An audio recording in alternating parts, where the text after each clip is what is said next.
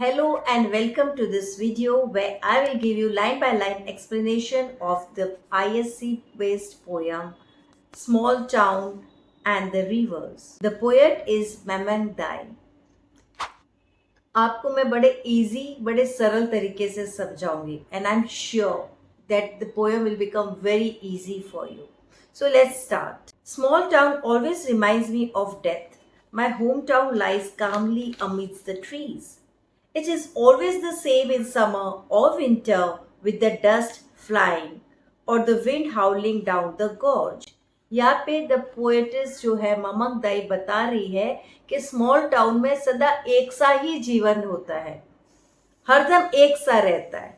और वो जो स्मॉल टाउन है, जो इनका होम टाउन है, वो उन्हें सिर्फ एक मौत की याद दिलाता है। कोई बहुत अच्छी मेमोरी नहीं देता है, कोई यादें बहुत अच्छी नहीं है, सिर्फ मौत की यादें हैं। और यहाँ पे कामली मीन्स डेथ। डेथ यहाँ पे एक एक्सेप्टेंस है, लोगों ने मान लिया है कि यहाँ पे सब मरते रहते हैं।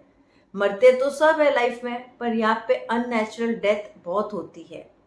और it is always the same in summer और विंटर, चाहे गर्मी हो चाहे सर्दी, यहाँ पे एक ही तरह का जीवन है, अर्थात मोनोटोनस है, एक ही टाइप का, बोरियत। डस्ट फ्लाइंग मतलब चारों तरफ धूल है। ये डस्ट ये भी सिंबॉलिक है कि ये ज़्यादा मॉडर्न नहीं है, टाउन है, पिछड़ा हुआ है, तो सब जगह ज़्यादा करके क्या है, धूल मिट्टी। और the wind हाउलिंग down the gorge. Wind हाउलिंग यहाँ पे पोएट बताना चाह रहा है कि विंड जो है वो सिर्फ ग्रीव दिखाती है, मौत का संदेश देती है। डेथ हाउलिंग कब होता है? हाउलिंग जब ये बुरी एक आवाज़ है जो मौत से रिलेटेड है, तो जो हवा चलती है वो भी एक संदेश देती है, एक मैसेज देती है that death is everywhere. So the poet is spreading the message in this first paragraph is that death is accepted by people of this town. और सब तरफ यहाँ पे मौत ही है, जीवन एक सा है, बोरियत सा है और काम है. काम है मतलब कुछ ज़्यादा करने धरने नहीं है, बस मौत ही मौत है. Just the other day someone died. In the dreadful silence we wept, looking at the sad wreath of tuber roses.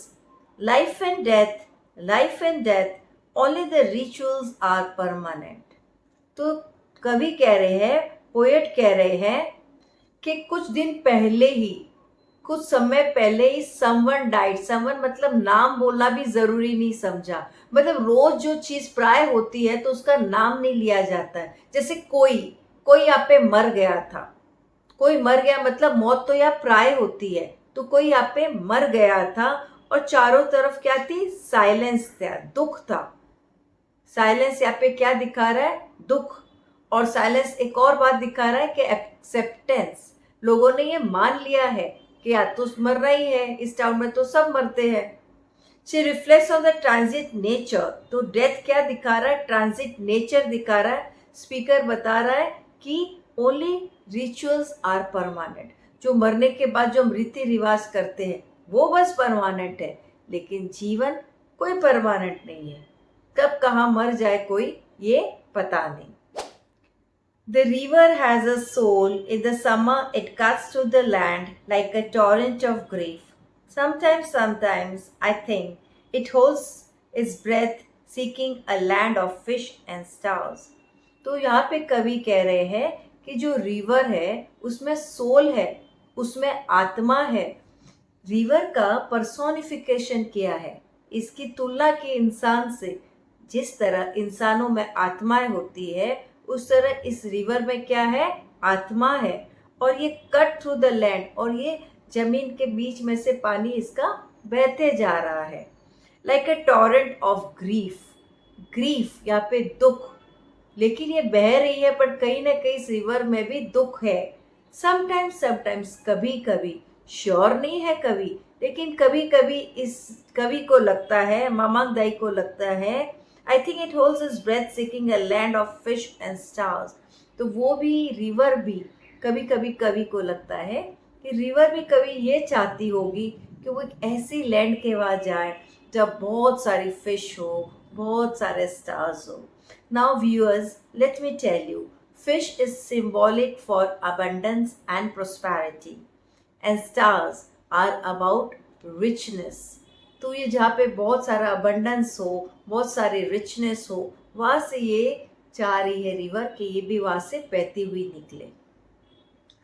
The river has a soul, it knows, stretching past the town, from the first drop of rain to dry earth and mist of the mountain tops. The river knows the immortality of water.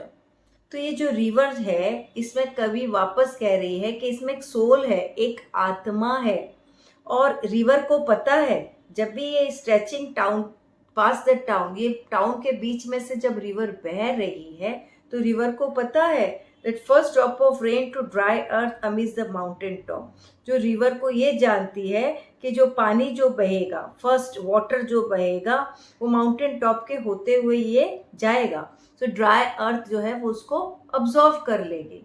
Again कवि कह रहे हैं कि river इतनी जगह से होकर आई है, इतने जगह इसने इतने पाथ कवर किए, इतनी लैंड कवर की, तो जरूर इसको बहुत सारा एक्सपीरियंस है. जो लोग देखिए जितना ज़्यादा घूमते हैं, जितना ज़्यादा बाहर घूमते हैं, जैसे हम हिंदी में कहते हैं ना, बहता पानी निर्मला, मतलब जो जितना ज़्यादा घूमेगा, जिसका जितना ज़्यादा एक्सपोजर होगा, उसको उतना ज़्यादा एक्सपीरियंस होगा. तो ये रिवर जो इतना बहती हुई आई है, इतनी जगह से बहती हुई आई है, तो इसका एक्सपीरियंस भी उतना ज़्यादा है. तो ये अपने नॉलेज से जानती है कि पानी जो है वो हरदम इमॉर्टल है. चाहे बेशक इंसान मर जाओ, इंसान रहे नहीं रहे, लेकिन इमॉर्टैलिटी है वाटर में. A shrine of happy pictures marks the days of childhood. Small towns grows with anxiety for the future. The dead are placed pointing west when the soul rises. It will walk into the golden east, into the house of the sun. यहाँ पे जो कवि कह रही है कि the shrine of happy pictures, मतलब यहाँ पे एक नोस्टैल्जिक टोन है, उसको अपने बचपन की याद आ रही है. पोएट को अपनी बचपन की याद आ रही है, तो वो कह रही है कि जो नोस्टैल्जिक टोन में कि जो उनका बचपन है वो उनको याद आ रहा है. वो बड़ा केयरफ्री होता है. बचपन सबका केयरफ्री होता है. हम सब बचपन में बड़े मस्ती से घूमते खेलते इंजॉय करते रहते हैं. और जैसे वो बड़े होते हैं, उनको अपने फ्यूचर की चिंताएं सताती है. तो जब फ्यूचर की चिंता सताती है, तो वो हम बड़े होते वक्त क्या करते हैं, अपना प्रेजेंट भी खराब कर देते हैं फ्यूचर की सोच में, फ्यूचर के बारे में टेंशन लेके. तो कवि कह रहे हैं कि according to the towns ritual, town में एक रिचुअल है, एक नियम है कि जो भी मर जाते हैं उनको वेस्ट की साइड पॉइंट करके सुलाया जाता है. ठीक है, ये इसलिए किया जाता है, it is believe that the soul of the dead people rises from their bodies to ascend towards the sun in the east, ताकि उनकी आत्माएं निकले और सूरज जो ईस्ट से निकलता है उस तरफ जा सके. इसलिए उनको वेस्ट की तरफ सुलाया जाता है डेड बॉडीज, ताकि वो वापस ईस्ट की तरफ उनकी आत्माएं जाए, ताकि ये साइकिल ऑफ बर्थ डेथ ये कंटिन्यूएशन में रहे. इसलिए ये चलता रहता है. और sun serves as a symbol of hope and after life.